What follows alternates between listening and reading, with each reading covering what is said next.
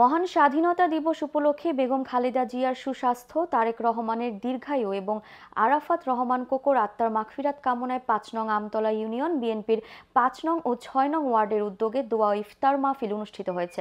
বুধবার দুগিয়া আব্বাসিয়া ইমদাদুল উলুম ফাজিল মাদ্রাসার মাঠে এই আয়োজন করা হয়।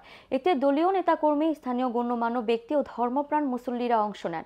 আমতলা ইউনিয়ন বিএনপির সাধারণ সম্পাদক ওয়াজেদ আলী ব্যাপারীর সঞ্চালনায় অনুষ্ঠানে প্রধান অতিথি হিসেবে উপস্থিত ছিলেন ইউনিয়ন বিএনপির সভাপতি লুৎফর রহমান। বিশেষ অতিথি হিসেবে উপস্থিত ছিলেন আমতলা ইউনিয়নের সাবেক চেয়ারম্যান শফিউল্লাহ শফি। আরও উপস্থিত ছিলেন নেত্রকোনা সদর উপজেলা বিএনপির যুগ্ম আহ্বায়ক তোফাজ্জল হোসেন রতন, আমতলা ইউনিয়ন বিএনপির যুগ্ম সাধারণ সম্পাদক আব্দুল রব, ইউনিয়ন কৃষক দলের সভাপতি নুরুল ইসলাম দুলাল, নেত্রকোনা জেলা জিয়া প্রজন্ম দলের যুগ্ম আহ্বায়ক ইমরান সাদিক হিমেল, ইউনিয়ন যুব দলের আহ্বায়ক রহিস ও সদস্য সচিব সাফায়েত হোসেন। আরও উপস্থিত ছিলেন যুবদল, ছাত্রদল, স্বেচ্ছাসেবক দল সহ বিএনপির অঙ্গ সংগঠনের নেতৃবৃন্দ।